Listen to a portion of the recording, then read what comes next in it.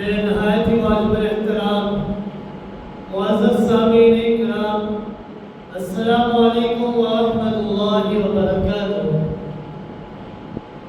گزشتہ جمعہ مبارک کے اندر ہم نے بات کی تھی نماز کے اندر رکوع کے متعلق اور سجدے کے متعلق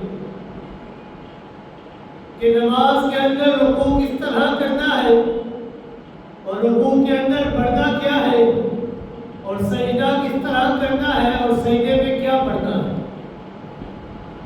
آج ہم بات کریں گے تشہد کے متعلق۔ میں دعا کروں اللہ رب العزت کی بارگاہ سے کہ رب کائنات مجھے کلمہ حق بیان کرنے کی توفیق عطا فرمائے اور بعد میں ہم سب کو اس پر صحیح معنوں میں عمل کرنے کی بھی توفیق عطا فرمائے۔ معزز سامعین کرام، جب نمازی نماز کی دوسری رکعت کے 2 سجدوں سے فارغ ہو جائے اور سجدے سے سر اٹھائے تو پھر قاعدہ کرے، بیٹھے۔ اگر نماز یہ 2 رکعت والی ہے تو یہ قاعدہ اخیر ہوگا۔ اگر نماز 4 رکعت والی ہے یا 3 رکعت والی ہے تو یہ قاعدہ اولا ہوگا۔ اور یہ قاعدہ یہ واجب ہے، اس میں التحیات تشہد کا پڑھنا یہ بھی واجب ہے۔ قاعدہ اولا اور قاعدہ اخیرہ میں دونوں میں بیٹھنے کا وہی طریقہ ہے جو 2 سجدوں کے درمیان بیٹھنے کا طریقہ ہے، یعنی دایاں پاؤں کھڑا کر کے بائیں پاؤں کو زمین پر بچھا کر اس کے اوپر بیٹھا جائے۔ ام المؤمنین صدیقہ کائنات حضرت عائشہ رضی اللہ تعالی عنہا فرماتی ہے امام انبیاء صلی اللہ علیہ وسلم کے التحیات کے اندر بیٹھنے کا طریقہ اور حیت وہ ان الفاظوں کے اندر بیان فرماتی ہے، کان یفرش رجلہ الیسریٰ وینصب رجلہ الیمنیٰ، کہ رسول اکرم صلی اللہ علیہ وسلم اپنے بائیں پاؤں کو بچھا دیتے اور دائیں پاؤں کو کھڑا کر کے بیٹھ جاتے۔ بائیں پاؤں کے اوپر بیٹھا کرتے تھے اور دائیں پاؤں کو سیدھا کھڑا کیا کرتے تھے۔ حضرت وائل بن حجر رضی اللہ تعالیٰ سے بھی اسی طرح کی روایت مروی ہے کہ انہوں نے نبی کریم صلی اللہ علیہ وسلم کے تشہد کے اندر بیٹھنے کا طریقہ یہی بتایا ہے۔ حضرت سیدنا عبداللہ بن عمر رضی اللہ تعالیٰ عنہ فرماتے ہیں انما سنت الصلاۃ ان تصرف رجلہ الیمنیٰ وتنصب الیسریٰ، کہ بے شک نماز کی سنت یہ ہے کہ نمازی اپنے دائیں پاؤں کو کھڑا کرے اور اپنے بائیں پاؤں کو موڑ کر اس کو نیچے رکھ کر اس کے اوپر بیٹھ جائے۔ یہ نماز کی سنتوں میں سے ایک سنت ہے۔ حضرت انس رضی اللہ تعالیٰ عنہ سے مروی ہے کہ امام الانبیاء جناب محمد رسول اللہ صلی اللہ علیہ وسلم نے منع فرمایا ہے۔ کن چیزوں سے منع فرمایا؟ عن الإيقاع والتورك في الصلاة، کہ نماز کے اندر ایقاع کرنے سے اور تورک کرنے سے۔ ایقاع اور تورک کہتے ہیں کہ اپنے بائیں پاؤں کو باہر نکال کر اپنے چونکے کے بل زمین کے اوپر بیٹھ جانا۔ تورک کے ساتھ بیٹھنے سے رسول اکرم صلی اللہ علیہ وسلم نے منع فرمایا ہے۔ جو سنت طریقہ ہے وہ یہی ہے کہ نمازی اپنے دائیں پاؤں کو کھڑا کرے اور اپنے بائیں پاؤں کو بٹھا کر اس کے اوپر بیٹھے۔ یہ طریقہ سنت کے خلاف ہے کہ جو بندہ اپنے بائیں پاؤں کو باہر نکالتا ہے اور اپنے چونکے کے بل زمین کے اوپر بیٹھتا ہے، اسے تورک کہا جاتا ہے۔ اور تورک اس کے متعلق رسول اکرم صلی اللہ علیہ وسلم کا فرمان ہے کہ لا نہیں، آپ نے تورک کے ساتھ بیٹھنا نہیں ہے، تورک کے ساتھ بیٹھنا یہ سنت کے خلاف ہے۔ قاعدہ اولا اور قاعدہ اخیریہ دونوں قاعدوں کے اندر تشہد پڑھنا چاہیے۔ اور تشہد کا معنی کیا ہے؟ تشہد کا معنی ہے گواہی دینا۔ چونکہ التحیات کے اندر توحید و رسالت کی گواہی دی جاتی ہے، اسی لیے اس کا نام تشہد رکھ دیا گیا کہ تشہد کے اندر بیٹھو۔ آخر کے اندر انسان توحید و رسالت کی گواہی دیتا ہے، اشہد ان لا الہ الا اللہ و اشہد ان محمد عبدہ و رسولہ۔ تشہد کے بارے میں احادیث کے اندر مختلف اصحاب رسول اکرم صلی اللہ علیہ وسلم کے حوالے سے مختلف الفاظ آئے ہیں، لیکن ان تمام الفاظوں کے اندر بہترین اور مشہور تشہد ہے جو سیدنا عبداللہ بن مسعود رضی اللہ تعالی عنہ سے منقول ہے، جو ہم نماز کے اندر ادا کرتے ہیں۔ ان کا تشہد اتنا مشہور ہے کہ امام بخاری نے جلد نمبر 1 صفحہ نمبر 926 کے اندر اس کو بیان فرمایا ہے، اور امام مسلم نے جلد نمبر 1 صفحہ نمبر 74 کے اندر اس تشہد کو بیان فرمایا ہے، اور امام ترمذی نے صفحہ نمبر 68 کے اندر اس تشہد کو بیان فرمایا ہے۔ وہ تشہد کیا ہے جو ہم نماز کے اندر ادا کرتے ہیں؟ التحیات للہ والصلوات والطیبات، السلام علیک ایھا النبی ورحمۃ اللہ وبرکاتہ، السلام علینا وعلی عباد اللہ الصالحین، اشہد ان لا الہ الا اللہ واشہد ان محمدا عبدہ ورسولہ۔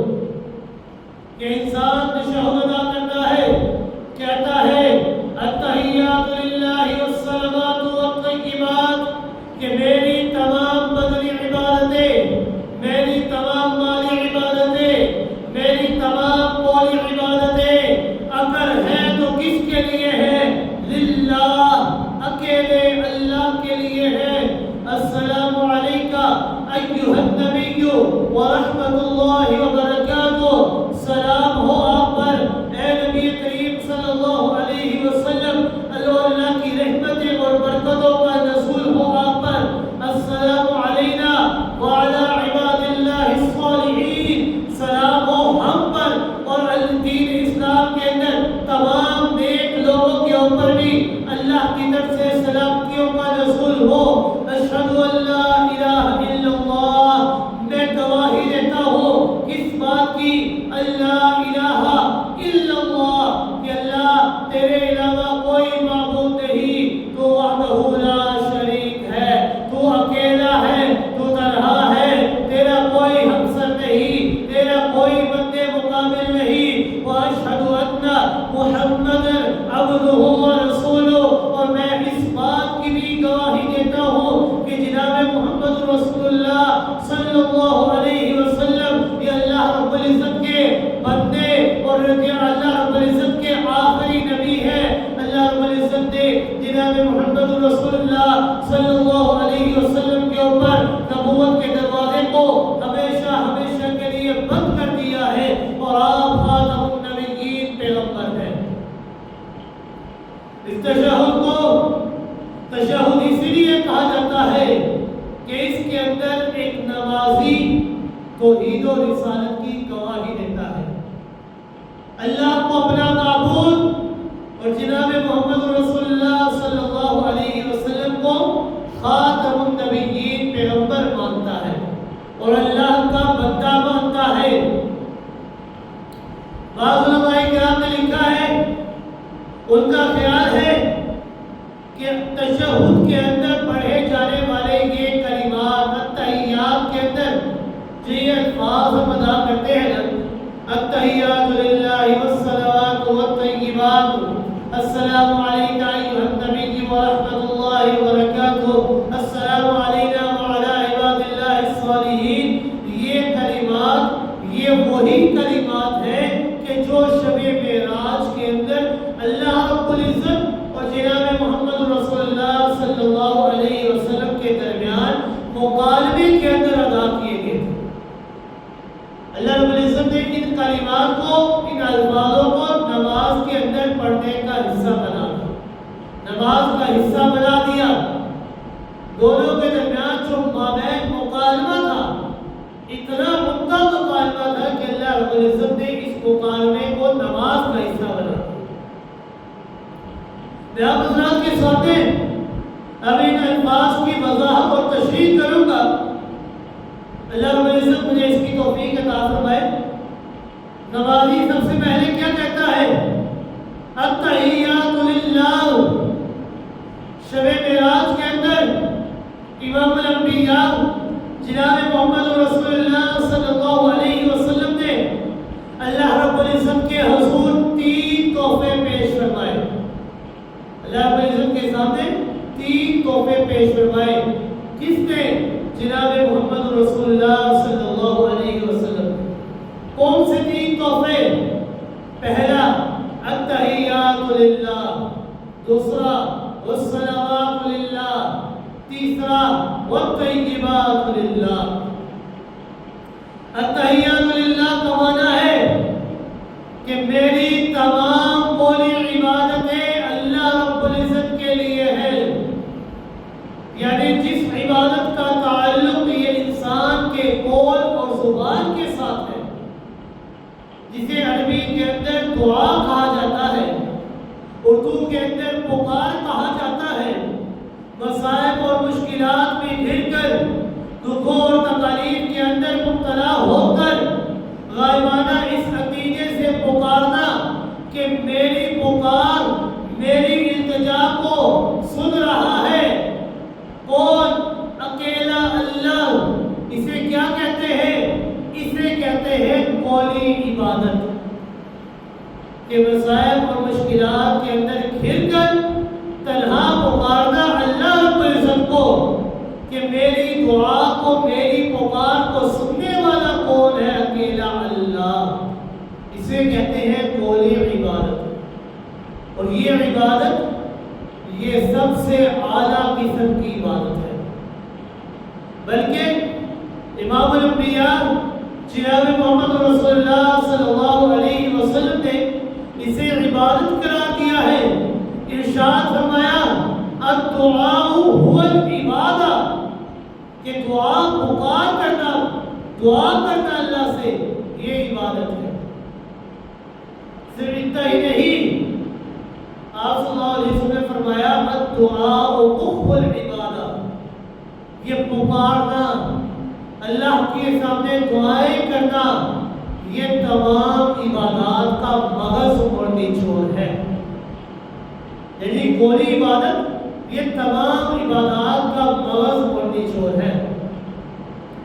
سیدنا عبداللہ بن عباس رضی اللہ تعالیٰ عنہ نے فرمایا الدعاء افضل العبادہ، یہ دعا پکارنا یہ عبادت کی سب سے افضل قسم ہے۔ قرآن مقدس کے اندر اللہ رب العزت نے اس حقیقت کو بیان فرمایا کہ عبادت اور پکار یہ ایک چیز ہے، یہ دونوں ایک ہی چیزیں ہیں۔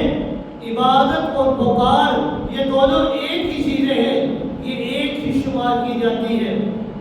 اللہ رب العزت نے فرمایا سورہ مومن آیت نمبر 60 24واں سپارہ ہے کہ رب کائنات نے فرمایا وَقَالَ رَبُّكُمُ ادْعُونِي أَسْتَجِبْ لَكُمْ، کہ میرے محبوب پیغمبر صلی اللہ علیہ وسلم آپ لوگوں کو فرما دیجئے کہ اپنے رب کو پکارو، اپنے رب کے سامنے اپنی دعائیں اور التجائیں پیش کرو، وہ رب جو تمہاری پکار کا جواب دینے والا ہے، استجب لکم، تمہاری پکاروں کو قبول کرنے والا ہے، تمہاری دعاؤں کو قبول کرنے والا ہے۔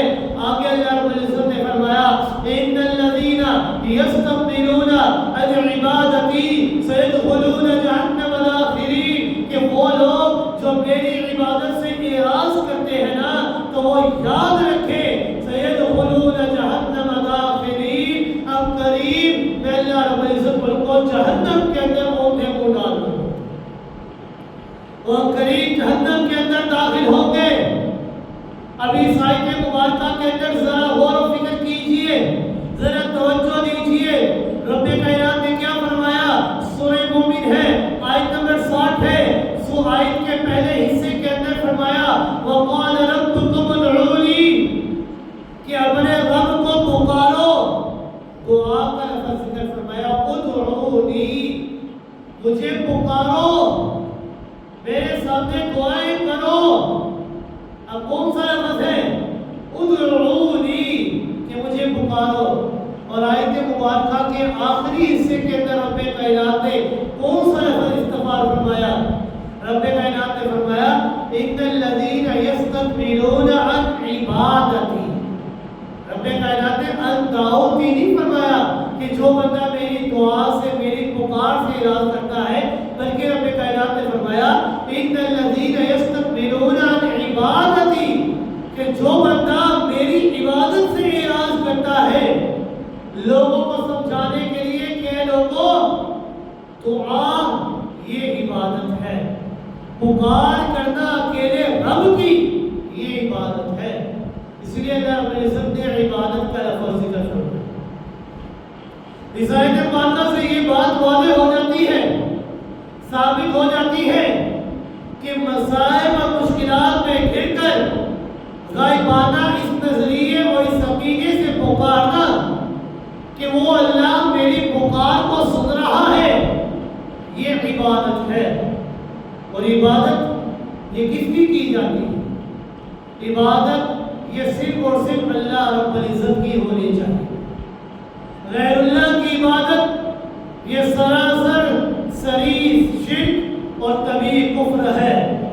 اس لیے قرآن مقدس کے اندر اللہ رب العزت نے بڑی تاکید کے ساتھ اولاد آدم کو تلقین فرمائی ہے کہ پکار، دعا، عبادت یہ صرف اور صرف اکیلے رب کی ہونی چاہیے اور کسی کی نہیں ہونی چاہیے۔ رب کائنات نے فرمایا سورہ بقرہ دوسرا سپارہ آیت نمبر 186 کے اندر وَإِذَا سَأَلَكَ عِبَادِي عَنِّي فَإِنِّي قَرِيبٌ أُجِيبُ دَعْوَةَ الدَّاعِ إِذَا دَعَانِ، کہ جب بندے میرے بارے میں آپ کے سامنے سوال کرے نا، کہ کسی نے سوال کیا کہ میرے محبوب پاک پیغمبر صلی اللہ علیہ وسلم آپ ہمیں رب کا پتہ بتلائیے کہ آیا ہمارا رب یہ ہمارے نزدیک ہے یا ہم سے دور ہے؟ اگر نزدیک ہے تو ہم آہستہ آواز کے اندر اپنے رب کو پکاریں، اپنے رب کو آہستہ آواز کے اندر اس کی عبادت کریں۔ اگر ہمارا رب ہم سے دور ہے تو ہم بلند آواز کے ساتھ اپنے رب کو پکارے، ہمیں رب کا پتہ بتلائیے۔ رسول اکرم صلی اللہ علیہ وسلم ابھی جواب دینے کے لیے اپنے لب کھولنے ہی والے تھے کہ رب کائنات نے جبریل امین کو وحی دے کر بھیج دیا کہ اے میرے محبوب پیغمبر صلی اللہ علیہ وسلم آپ کچھ اللہ کا پتہ نہ بتلائیے لوگوں کو، بلکہ میں خود لوگوں کو اپنا پتہ بتاؤں گا کہ میں کہاں پر ہوں۔ رب کائنات نے فرمایا وَإِذَا سَأَلَكَ عِبَادِي، کہ جب آپ سے میرے بندے میرے بارے میں پوچھنے آئے نا کہ ہمارا رب ہمارے قریب ہے یا دور ہے، تو آپ ان کو جواب دیجئے گا فَإِنِّي قَرِيب، کہ تمہارا رب تو تمہارے بے انتہا قریب ہے۔ کتنا قریب ہے؟ رب کائنات نے فرمایا کہ میں اللہ تمہارے اتنا قریب ہوں کہ تمہاری شہرت بھی تمہاری طرح قریب نہیں جتنا میں اللہ تمہارے قریب ہوں۔ اجیب دعوت الداعی اذا دعان، تم میں اللہ کو پکارو، آہستہ آواز کے اندر پکارو یا بلند آواز کے اندر پکارو، میں اللہ تمہاری ہر پکار کو سننے والا اور قبول کرنے والا۔ سورہ نحل آیت نمبر 12 کے اندر 20ویں سپارے کے اندر رب کائنات نے فرمایا اَمَّن يُجِيبُ الْمُضْطَرَّ إِذَا دَعَاهُ وَيَكْشِفُ السُّوءَ وَيَجْعَلُكُمْ خُلَفَاءَ الْأَرْضِ، کہ بھلا مجھے بتلاؤ تو صحیح، مجھے جواب تو دو کہ جب مشکلات کے اندر گھرا ہوا شخص، مضطر شخص کہ جس کے سامنے کوئی چیز نظر نہ آ رہی ہو، مشکلات کے اندر گھرا ہو، اور جب وہ مشکلات کے اندر اللہ کو پکارتا ہے وَيَكْشِفُ السُّوءَ، میں اللہ اس کی اس مشکل کو دور کر دیتا ہوں. اب مجھے بتلاؤ کون تمہاری پکار کو سن رہا ہے؟ رب کائنات نے خود جواب دیا الہ مع اللہ، کہ اللہ کے علاوہ بھی کوئی اور ہے؟ جب اللہ کے علاوہ کوئی اور نہیں ہے تو پھر عبادت اور پکار کے لائق بھی پھر اکیلا اللہ ہے.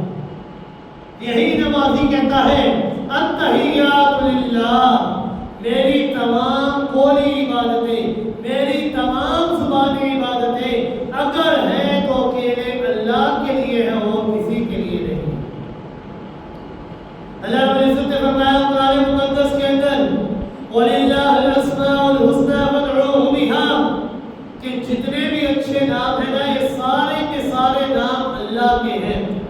فَادْعُوهُ بِهَا، تم جس مرضی نام کے ساتھ اپنے رب کو پکار سکتے ہو، یعنی رحمان کہہ کر اپنے رب کو خطاب کر سکتے ہو، رحیم کہہ کر اپنے رب کو خطاب کر سکتے ہو، وہاب کہہ کر اپنے رب کو خطاب کر سکتے ہو، النافع کہہ کر اپنے رب کو خطاب کر سکتے ہو، تواب کہہ کر اپنے رب کو خطاب کر سکتے ہو، غفار کہہ کر اپنے رب کو خطاب کر سکتے ہو، القدیر کہہ کر، العزیز کہہ کر، الغالب کہہ کر، السمیع کہہ کر، البصیر کہہ کر، الخبیر کہہ کر. جتنے بھی اچھے نام ہیں یہ سارے کے سارے نام کس کے ہیں؟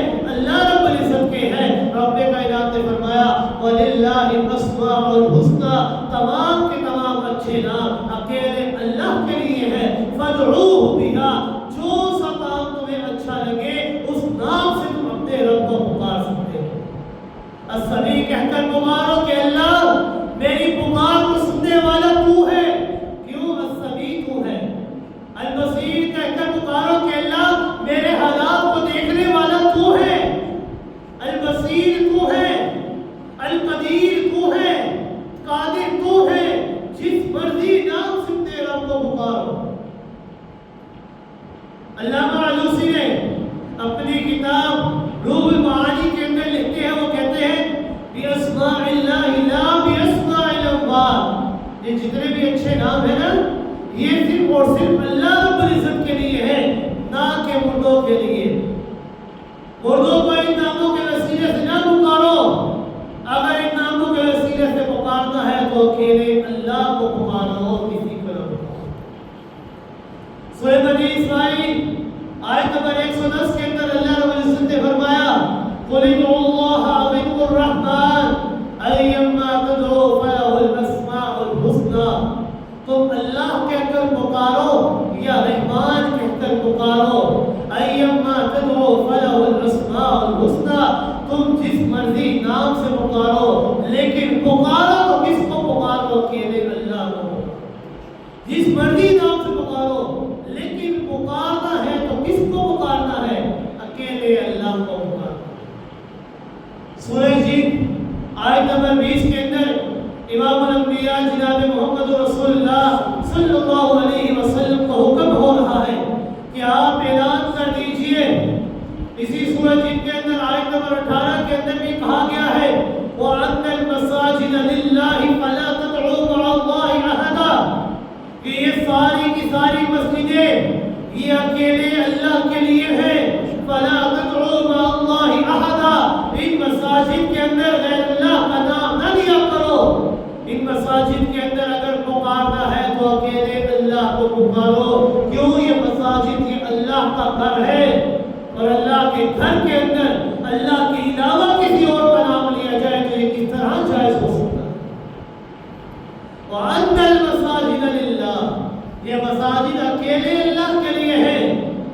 فَلَا تَدْعُوا مَعَ اللَّهِ أَحَدًا، لہذا ان مساجد کے اندر اللہ کے سوا اور کسی کو نہ پکارو. مسجد میرا گھر ہے، میرے گھر میں آواز لگانی ہے، پکار کرنی ہے تو صرف کس کی کرنی ہے؟ اکیلے اللہ کی کرنی ہے. ذرا دیکھیے آپ کا گھر ہو اور آپ کے گھر کے باہر کوئی شخص کھڑا ہو کر کسی اور کے نام کی آواز لگائے، اونچی اونچی نام آواز کے اندر نام لینا شروع کرے تو آپ باہر نکل کر کہیں گے کہ اے میرے بڑے بندے، او میاں یہ میرا گھر ہے، یہاں پر اگر آواز لگانی ہے تو میرے نام کی لگانی ہے. یہ اس بندے کا گھر نہیں ہے جس بندے کی تم آواز لگا رہے ہو. جب ایک عام سے بندے کو یہ بات برداشت نہیں ہے کہ میرے گھر کے اندر میرے گھر کے باہر کوئی بندہ میرے نام کے علاوہ کسی اور کا نام لے کر آوازیں لگائے، بڑا جو غیور ذات ہے، اللہ کی ذات جو تمام لوگوں سے زیادہ غیرت والی ذات ہے، اس ذات کو کس طرح پسند ہوگا کہ لوگ مسجد کے اندر کھڑے ہو کر اس مسجد کے اندر جو اللہ کے نام کے اوپر بنائی جاتی ہے، جسے اللہ کا گھر بنایا جاتا ہے، لوگ اس مسجد کے اندر آ کر غیر اللہ کا نام لے تو اللہ کو یہ بات کس طرح پسند آئے؟ جب ہم عام انسانوں کو یہ بات پسند نہیں ہے کہ ہمارے گھر کے باہر کوئی اور بندہ آ کر کسی اور کا نام لے، ہمیں یہ بات برداشت نہیں ہے، تو اللہ رب العزت کو یہ بات کس طرح برداشت ہو؟ لوگ کہتے ہیں یا رسول اللہ انظر حالنا، یا رسول اللہ اسمع قالنا، یا شیخ عبد القادر جیلانی شیخ اللہ. لوگ اللہ مساجد کے اندر غیر اللہ کا نام لیا کرتے ہیں، تو اللہ رب العزت کو یہ بات کس طرح پسند آئی؟ اللہ رب العزت کو یہ بات ہرگز پسند نہیں ہے. اس لیے اللہ رب العزت نے فرمایا وَأَنَّ الْمَسَاجِدَ لِلَّهِ، کہ مساجد اگر میرا ہے تو ان مساجد کے اندر اگر پکارنا ہے تو اکیلے اللہ کو پکارو، کیونکہ ان پکار کو سن کر تمہارے مسائل، تمہاری حاجات کو، تمہاری مشکلات کو دور کرنے والی ذات، دور کرنے کی طاقت اور اختیار اگر کسی کے پاس ہے تو وہ صرف اور صرف اللہ کے پاس ہے اور کسی کے پاس نہیں. ذرا خود بتائیے گا، میں مختصر سی بات کروں گا، آپ خود جواب دیجیے گا. ذرا خود بتائیے سیدنا نوح علیہ السلام نے طوفانوں کے اندر گھر کر کشتی کا ملاح بنتے ہوئے کس کو پکارا؟ اللہ کو پکارا. حضرت ایوب علیہ السلام نے شدید ترین بیماری کے اندر مبتلا ہو کر کس ہستی کو پکارا؟ اللہ کو پکارا. 18 سال بیمار رہے لیکن بیماری کے اندر کس کو پکارا؟ اللہ کو پکارا. سیدنا موسیٰ علیہ السلام نے بحر کلثم کے کنارے جب سامنے دریا کی موجیں تھی اور پیچھے فرعون کی فوجیں تھی، اس مشکل کی گھڑی کے اندر سیدنا موسیٰ علیہ السلام نے کس کو پکارا؟ اللہ کو پکارا. حضرت یعقوب علیہ السلام نے جب سیدنا یوسف علیہ السلام کی خبر سنی تو کس کو پکارا؟ اکیلے اللہ کو پکارا. حضرت یونس علیہ السلام نے مچھلی کے پیٹ کے اندر کس کو پکارا؟ تین اندھیروں کے اندر پھنس کر کس کو پکارا؟ دم کی گڑیوں کے اندر کس کی صدا لگائی؟ اکیلے اللہ کی نے صدا لگائی، لا الہ الا انت سبحانک انی کنت من الظالمین. کہ اللہ تیری ذات پاک ذات ہے، میں خود اپنی جانوں کے اندر ظلم کرنے والا ہوں، اپنی جانوں کے اوپر ظلم کرنے والا ہوں. اب اس دھوپ کی گڑی سے نکالنے والا کون ہے؟ لا الہ الا اللہ، اکیلا اللہ. حضرت زکریا علیہ السلام نے بڑھاپے کے اندر طاقتیں اور قوتیں ختم ہو چکی تھی، بیٹا چاہتے تھے، بیٹا لینے کے لیے کس کو پکارا؟ اللہ کو پکارا. سیدنا یوسف علیہ السلام نے زلیخا اور اس کی سہیلیوں کی چالوں سے بچنے کے لیے کس کو پکارا؟ اکیلے اللہ کو پکارا. خود امام الانبیاء جناب محمد رسول اللہ صلی اللہ علیہ وسلم نے غار ثور کے اندر جب دشمن غار کے منہ کے اوپر پہنچ چکے تھے، مشکل کی اس گھڑی کے اندر گرفتار ہو چکے تھے اور آپ کا ساتھی پریشان ہونے لگ گیا کہ کہیں دشمن ذرا جھانک کر نہ دیکھ لے، پھر ہمارا کیا بنے گا. جناب محمد رسول اللہ صلی اللہ علیہ وسلم نے اپنے ساتھی سیدنا صدیق اکبر رضی اللہ تعالی عنہ کو تسلی دی کہ صدیق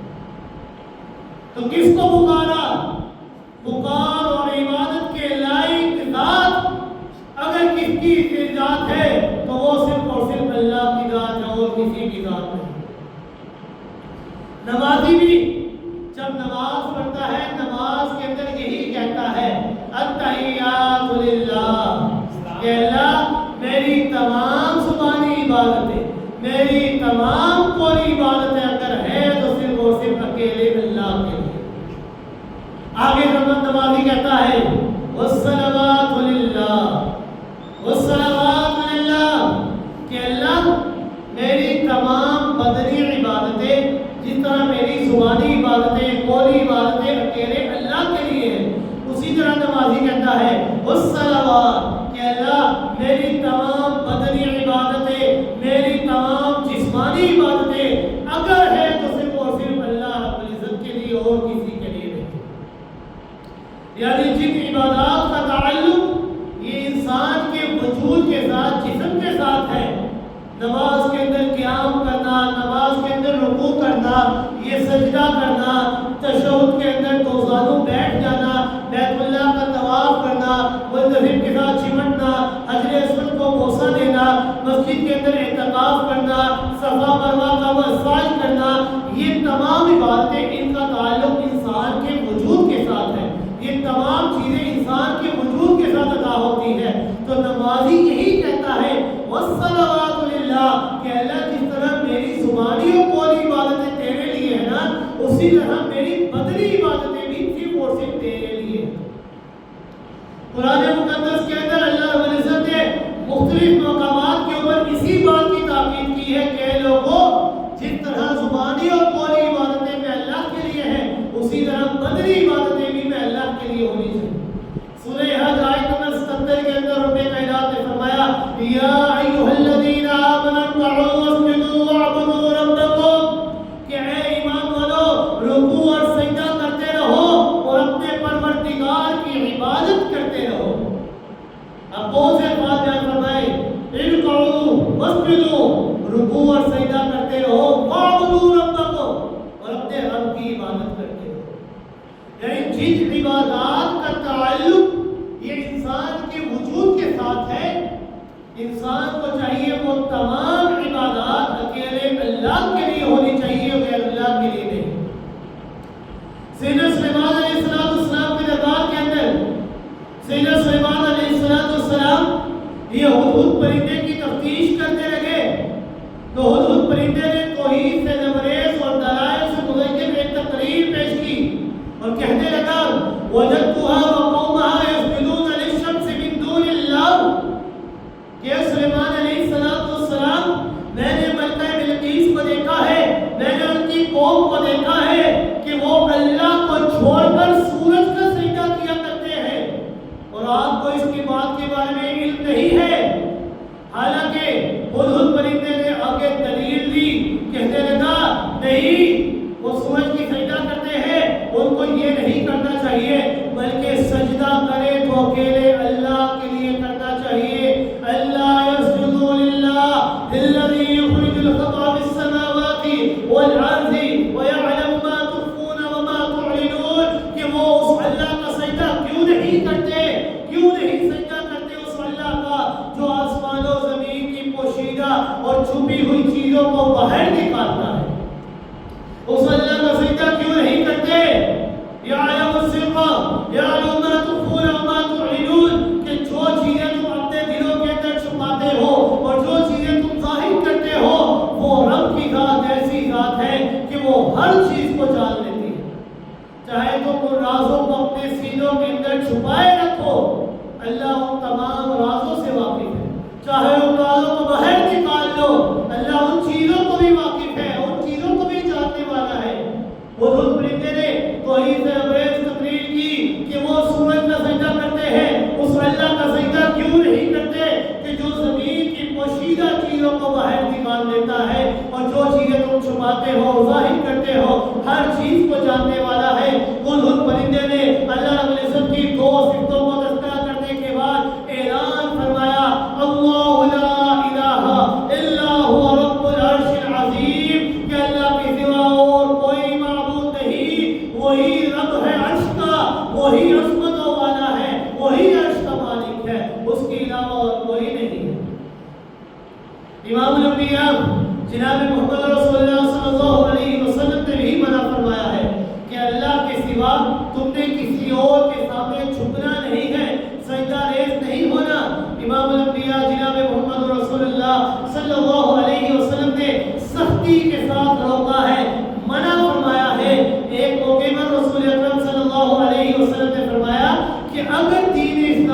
اندر کسی کو کسی کے سامنے سجدہ کرنے کی اجازت ہوتی نا تو میں بیوی کو حکم دیتا کہ وہ اپنے خاوند کے سامنے سجدہ کرے، لیکن شریعت اسلامیہ کے اندر اللہ کے سوا کسی اور کے سامنے سجدہ کرنے کی اجازت نہیں ہے، قطعاً کوئی اجازت نہیں ہے۔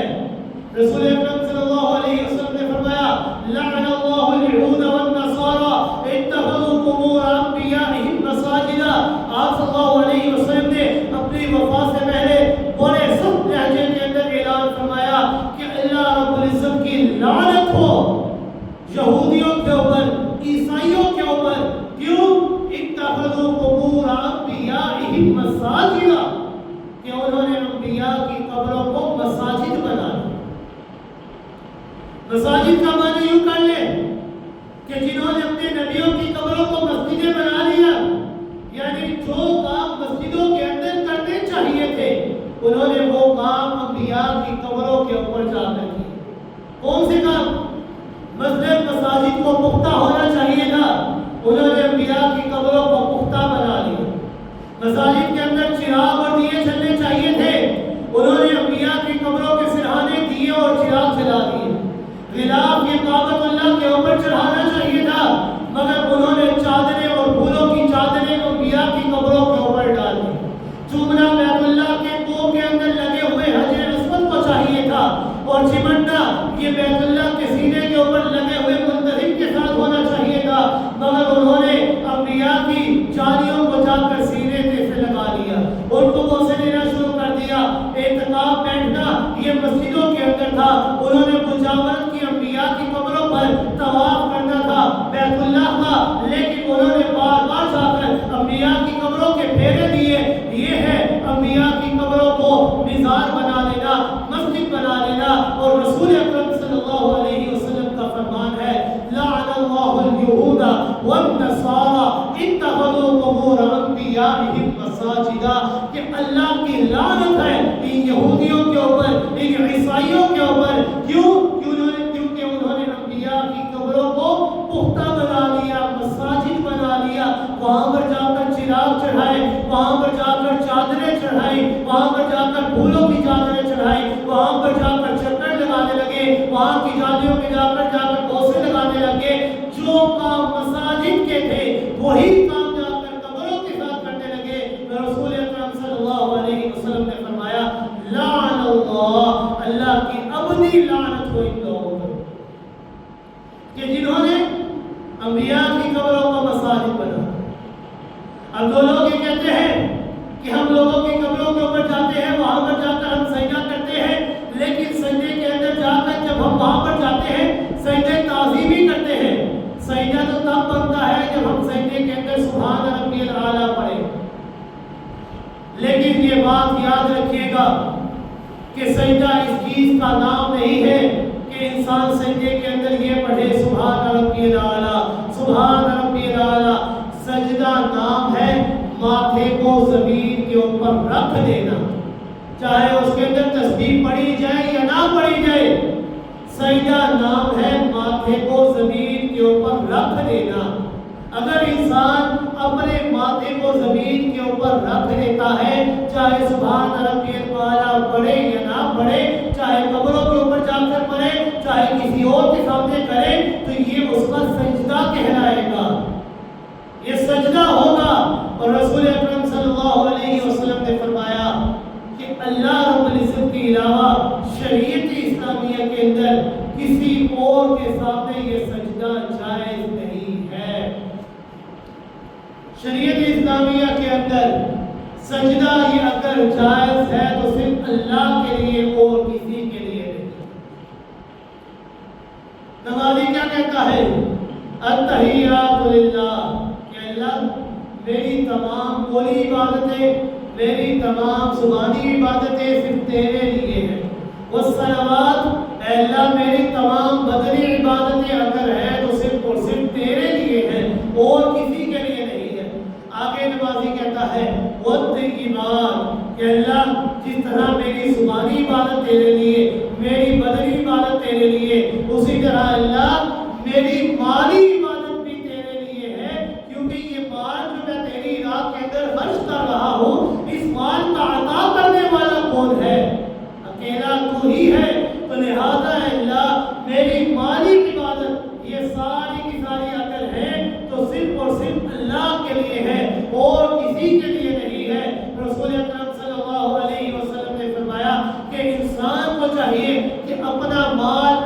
کی راہ میں خرچ کرتا رہے، اس بات کو ذہن میں رکھتے ہوئے کہ اللہ یہ تیرا دیا ہوا مال تھا، تیری ہی راہ میں خرچ کر رہا ہو، اے اللہ اس کے بدلے میں مجھے ثواب عطا فرما۔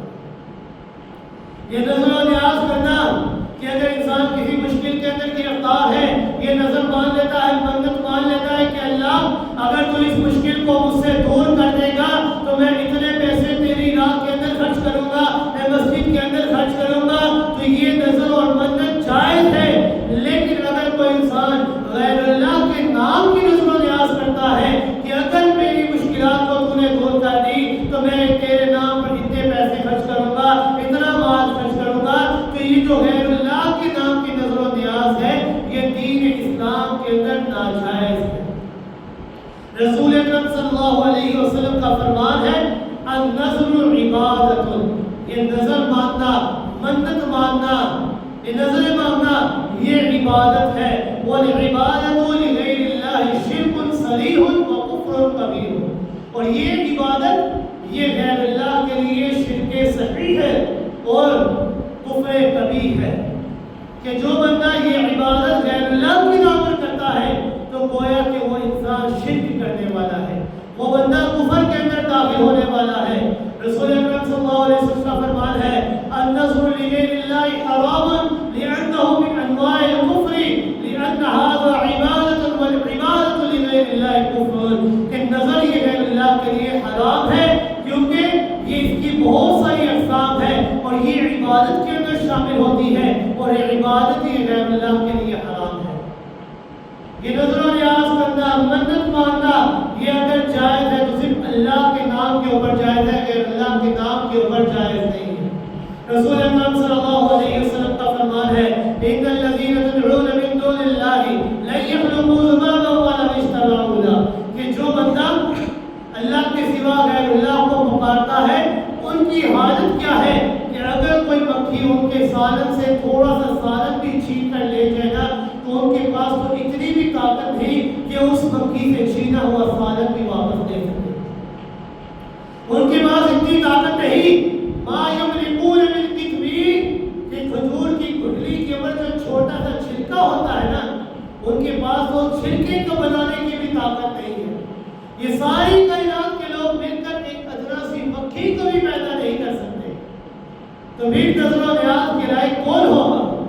اکیلا اللہ ہوگا، کیونکہ یہ نظر و نیاز منت ماننا یہ عبادت اس لیے ہوتی ہے کہ جو بندہ یہ نظر مانگ رہا ہے نا اس کا عقیدہ یہ ہوتا ہے، اس کے ذہن میں یہ بات ہوتی ہے کہ جس ذات کے لیے میں یہ نظر مانگ رہا ہوں نا وہ ذات میرے حالات سے واقف ہے اور میرے حالات کو تبدیل کرنے کی طاقت اور اختیار اس کے پاس ہے۔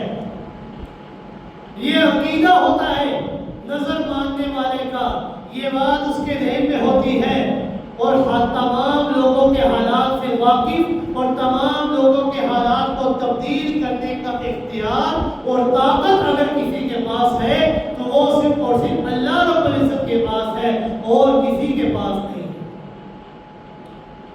نمازی کہتا ہے التحیات للہ، تمام زبانی عبادتیں اکیلے اللہ کے لیے، والصلوات للہ، تمام بدنی عبادتیں خاص اللہ کے لیے، والطیبات للہ، تمام مالی عبادتیں اکیلے اللہ کے لیے۔ پھر آگے نمازی کہتا ہے السلام علیکہ ایھا النبی ورحمۃ اللہ وبرکاتہ، السلام علینا وعلی عباد اللہ الصالحین، کہ جناب محمد رسول اللہ صلی اللہ علیہ وسلم آپ پر سلام ہو، اللہ کی رحمتیں اور برکتیں ہو، اور ہم پر اور اللہ کے تمام نیک بندوں کے اوپر سلام ہو۔ تشہد کے اندر بیٹھ کر ہر نمازی اپنے اللہ رب العزت کے حضور عہد و اقرار کرتا ہے کہ اے میرے مولا، میری تمام زبانی عبادتیں، میری تمام بدنی عبادتیں، میری تمام مالی عبادتیں تیرے لیے ہوں گی اور کسی کے لیے نہیں ہوں گی۔ اس عہد و اقرار کے بعد ہر نمازی امام الانبیاء جناب محمد رسول اللہ صلی اللہ علیہ وسلم کے اوپر رحمت اور برکت کی دعا مانگتا ہے۔ قرآن مقدس میں اللہ رب العزت نے جناب محمد رسول اللہ صلی اللہ علیہ وسلم کے لیے اپنے فرشتوں کو حکم دیا ہے۔ کس بات کو حکم دیا ہے؟ صرف فرشتوں کو نہیں بلکہ ایمان والوں کو حکم دیا ہے، اور خود اللہ رب العزت بھی یہ کام کیا کرتے ہیں۔ کیا کام کیا کرتے ہیں؟ ان اللہ وملائکتہ یصلون علی النبی یا ایھا الذین آمنوا صلوا علیہ وسلموا تسلیما، کہ اے اللہ رب العزت بھی جناب محمد رسول اللہ صلی اللہ علیہ وسلم کے اوپر سلامتیاں نازل کیا کرتے ہیں۔ قیامت تک اللہ رب العزت کے فرشتے جتنے بھی ہیں وہ بھی رسول اکرم صلی اللہ علیہ وسلم کے لیے سلامتیوں کی دعائیں کیا کرتے ہیں۔ لہذا اے ایمان والو صلو علیہ وسلموا تسلیما، تم بھی جناب محمد رسول اللہ صلی اللہ علیہ وسلم کے اوپر رحمت و برکت کی دعائیں کیا کرو۔ یہی سلام ہے جو قیامت کے دن تمام فرشتے ایمان والوں کے لیے کریں گے، جنتیوں کے لیے کہیں گے۔ جب وہ جنت کے اندر داخل ہو رہے ہوں گے، فرشتے خطاب کریں گے سلام علیکم، کہ آج کے بعد تمہارے اوپر ہمیشہ سلامتیاں ہی سلامتیاں ہے، تمہارے اوپر کبھی کوئی غم، کبھی کوئی پریشانی اب تمہارے اوپر نہیں آئے گی۔ جناب محمد رسول اللہ صلی اللہ علیہ وسلم کے اوپر سلام بھیجنا ہے، کیوں؟ کیونکہ ایک مسلمان کو ہدایت کے سلسلے میں جو کچھ بھی ملا ہے وہ امام الانبیاء جناب محمد رسول اللہ صلی اللہ علیہ وسلم ہی کے ذریعے عطا ہوا ہے۔ ایمان جیسی دولت ہمیں ملی، قرآن جیسی کتاب ہمیں ملی، دین کے احکامات، اسلام کے ارکان، دوزخ کے رستوں سے بچاؤ، جنت کی راہوں کی پہچان، یہ اگر ہمیں ملی ہے تو جناب محمد رسول اللہ صلی اللہ علیہ وسلم ہی کے ذریعے ملی ہے۔ لہذا ان کے اوپر درود پڑھنا یہ تمہارے اوپر لازمی ہے۔ پھر نمازی کہتا ہے السلام علینا وعلی عباد اللہ الصالحین، کہ سلامتی ہو مجھ پر بھی جو نماز ادا کر رہا ہے، اور اس دنیا کے اندر جتنے بھی نیک لوگ تھے، جتنے بھی نیک لوگ گزر چکے ہیں، جتنے بھی نیک لوگ موجود ہیں، جتنے بھی لوگ آنے والے ہیں، تمام لوگوں کے اوپر سلامتیاں ہی سلامتیاں۔ پھر نمازی جب یہ سلام کر لیتا ہے، پھر اس کے بعد شہادت، توحید و رسالت کی شہادت دیتا ہے۔ کیا کہتا ہے؟ اشہد ان لا الہ الا اللہ واشہد ان محمد عبدہ ورسولہ، کہ پہلے کہتا ہے، عہد و اقرار کرتا ہے، میری تمام زبانی عبادت، میری تمام جسمانی عبادتیں، میری تمام مالی عبادتیں اکیلے اللہ کے لیے ہیں۔ پھر اس بات کا عہد و اقرار کر لینے کے بعد جناب محمد رسول اللہ صلی اللہ علیہ وسلم کے اوپر سلامتی کی دعا کرتا ہے، پھر اپنے اوپر تمام نیک لوگوں کے لیے سلامتی کی دعا کرتا ہے، اور پھر اپنے لیے بھی بات عہد و اقرار کرتا ہے، کس بات کی؟ شہادت کی، توحید و رسالت کی۔ اشہد ان لا الہ الا اللہ، میں گواہی دیتا ہوں کس بات کی؟ لا الہ الا اللہ، کہ اللہ تیرے علاوہ کوئی معبود نہیں، تو وحدہ لا شریک ذات ہے، ذات اور دستگیر تو ہے، عزت دینے والا تو ہے، ذلت دینے والا تو ہے، اولاد دینے والا تو ہے، عزتیں دینے والا تو ہے، مشکلات کو دور کرنے والا تو ہے، ہر انسان کی مدد کرنے والا تو ہے، پکار کے لائق تو ہے، دعا کے لائق تو ہے، یہ ہر چیز کے لائق اگر کسی کی ذات ہے تو وہ صرف تیری ہی ذات ہے۔ اس لیے میں اس بات کی اقرار کرتا ہوں، وعدہ کرتا ہوں، میں گواہی دیتا ہوں، اشہد ان لا الہ الا اللہ، کہ اللہ تیرے علاوہ کوئی نہیں ہے، تو وحدہ لا شریک ہے۔ اور پھر نمازی کہتا ہے واشہد ان محمد عبدہ ورسولہ، اللہ کی توحید کی گواہی دے لینے کے بعد نمازی گواہی اب دیتا ہے کہ اللہ جس طرح میں نے تیرے واحد ہونے کی گواہی دی ہے، اب میں اسی طرح گواہی دے رہا ہوں کہ جناب محمد رسول اللہ صلی اللہ علیہ وسلم وہ تیرے بندے اور تیرے رسول ہیں، اور خاتم النبیین پیغمبر ہیں، ان کے اوپر نبوت کا دروازہ بند ہو چکا ہے۔ حضرت مولانا غلام اللہ خان رحمہ اللہ اپنی تقریروں کے اندر عبدہ و رسولہ کو بڑے خوبصورت انداز کے اندر بیان فرماتے ہیں۔ وہ کہتے ہیں عبدہ تھے کہ جب آپ صلی اللہ علیہ وسلم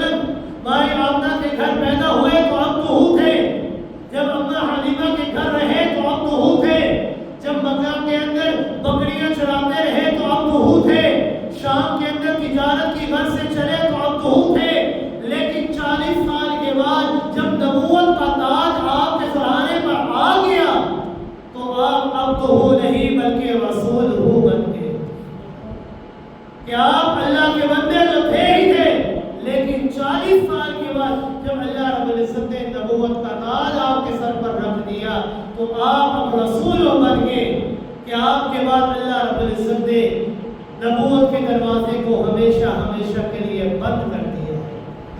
لہذا ان کلمات کو ذہن میں رکھ کر جب نمازی تشہد کے کلمات کو ادا کرے گا تو انسان کو پتہ چلے گا کہ میں کس بات کا وعدہ کر رہا ہوں، میں کس ذات کے اوپر، کس ہستی کے اوپر سلام بھیج رہا ہوں، میں اپنے لیے سلامتیوں کی دعا کر رہا ہوں، میں تمام نیک لوگوں کے لیے سلامتیوں کی دعا کر رہا ہوں، میں اس بات کی گواہی دے رہا ہوں کہ اللہ تیرے علاوہ کوئی معبود نہیں اور آپ صلی اللہ علیہ وسلم خاتم النبیین پیغمبر ہے۔